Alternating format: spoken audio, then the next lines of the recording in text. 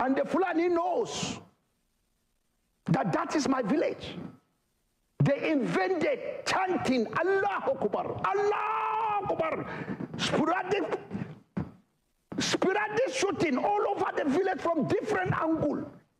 And this is the sound of their guns. I don't know whether it comes from, is it Iraq or Iran or anything. You hear kukum, kukum, kukum, kukum, kukum, kukum, kukum. This is the sound of the terrorists in Islam.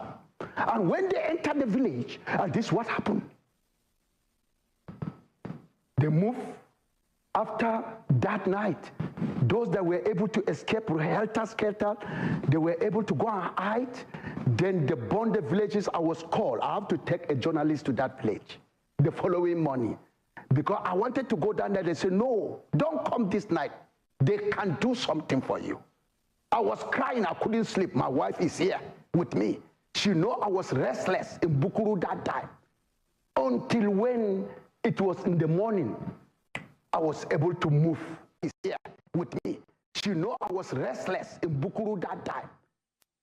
Come and see children that came out from the bush and they were in trauma. Women that hid themselves and went reluctantly into the village. The youths that escaped, they gathered themselves and come back into the village. They were following me into the house. What will I see?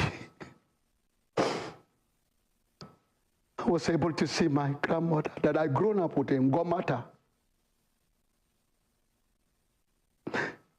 And the youths were challenging me that they want us to bring something for their self-defense. And we didn't do anything. And look at it here. When I saw her corpse, the youths are the one that opened her chest for me. And I saw a broken knife. There was no heart. They asked me, would they remove that knife? I said, no, leave it there. Let that knife become a weakness for us when eternity comes. Wherever they are, they will not escape judgment. Then they say, I should follow them again. Behind the yard, here is my uncle's corpse called Dangai.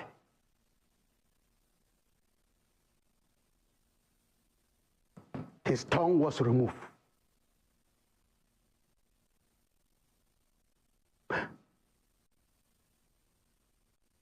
I asked the youth, they asked me, what will I do? That day, I was surprised to see the governor, Governor Jonah Jang.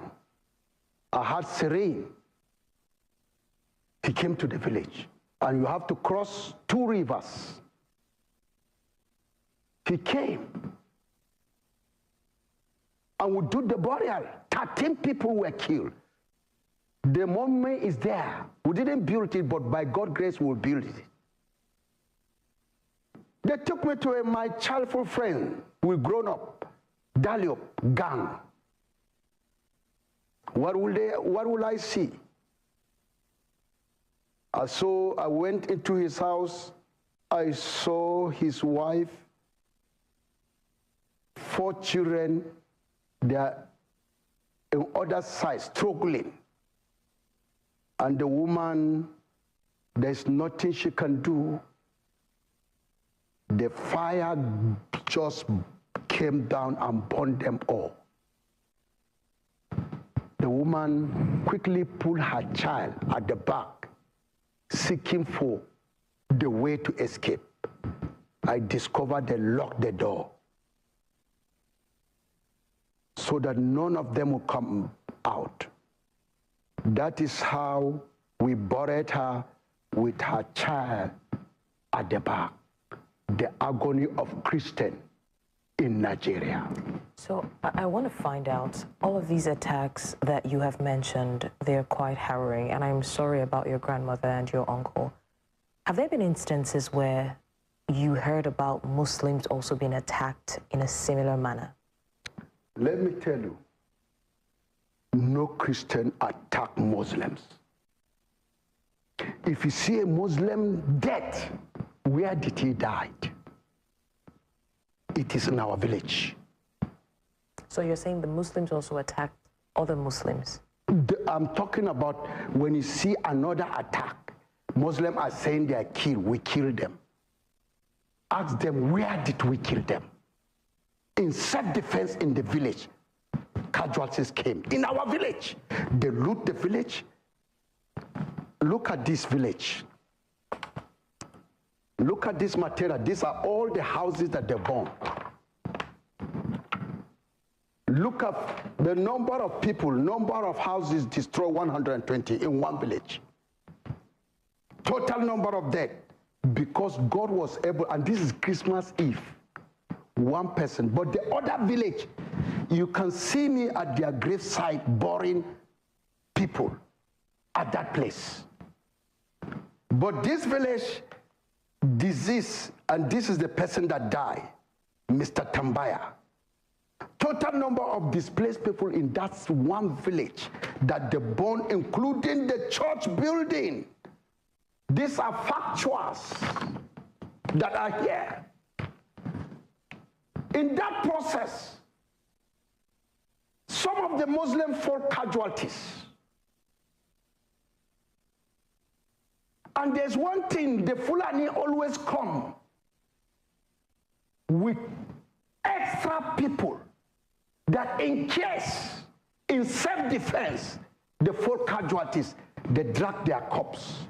They know I'm saying the truth. They know, you are listening to me. They drag their corpse to their ruga, and they will go on videotape and say, we killed them. Where? We have never moved to ruga where they are settling. But I'm asking God, God, if it is your will, give us just one day to visit ruga. Then they will know what stuff Christians are made of. But we'll be establishing patience based on our faith in Christ. Jesus said, love your enemy. If they are hungry, feed them. If they are sheltered, give them shelter. And we all did that. We give them place to sit down and rear their cattle. Even when we make harvest, we allow them to enter and eat the remaining crops that we left over. With full of love.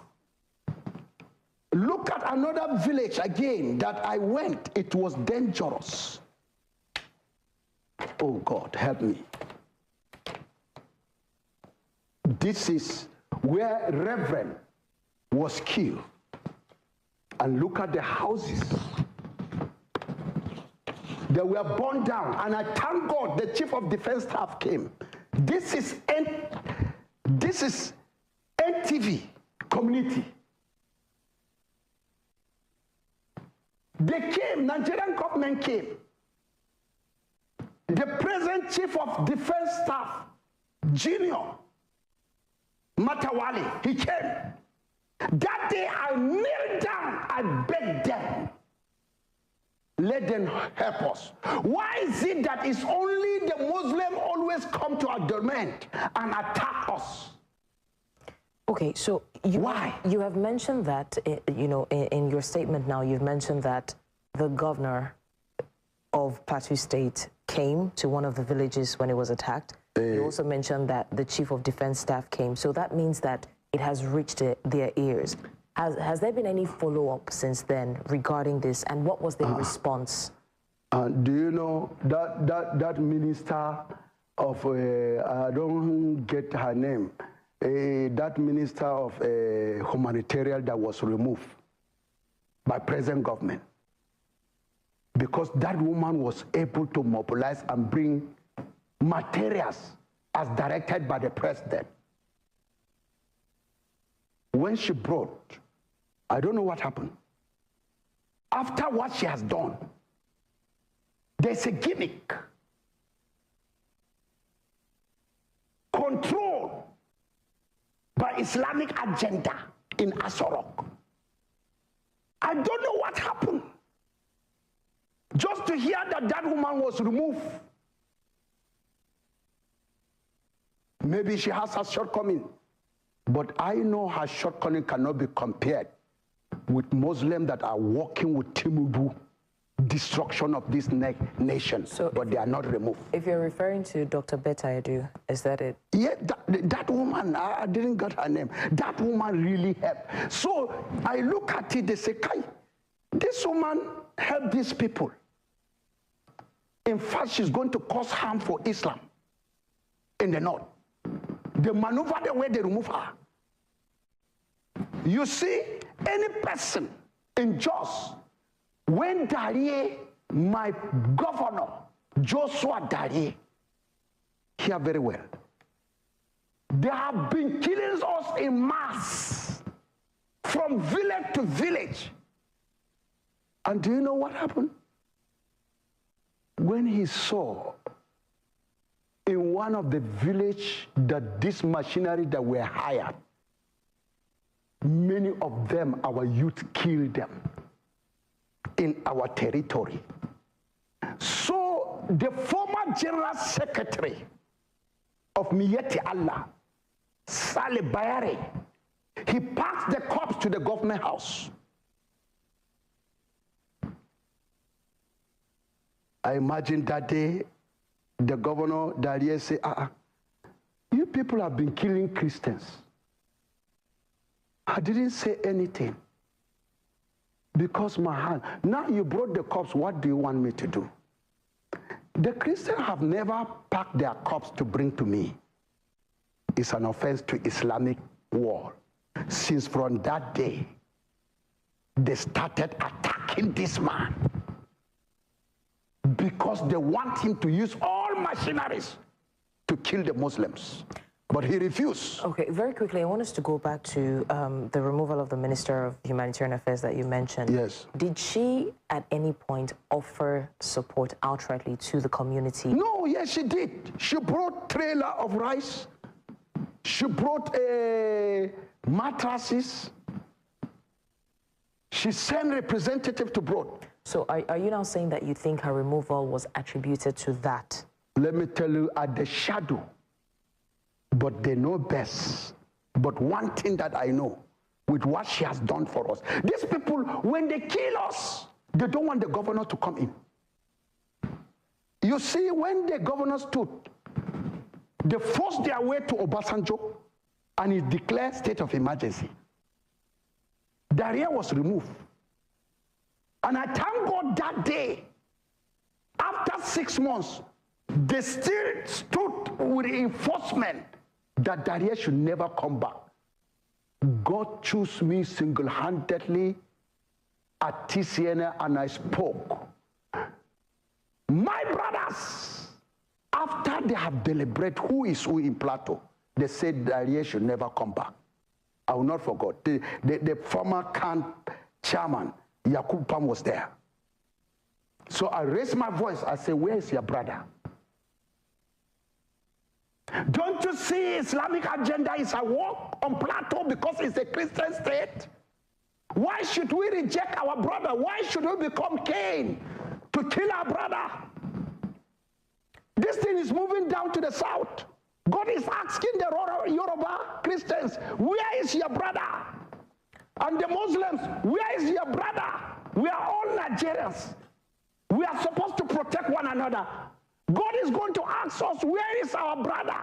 The Muslims in the north, the Fulani. If we have killed them in our mind, God is going to challenge us. Where is the blood of our brother?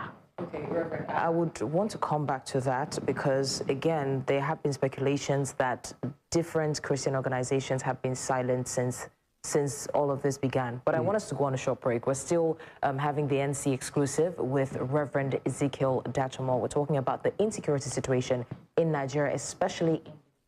Is it religiously motivated or not? Stay with us.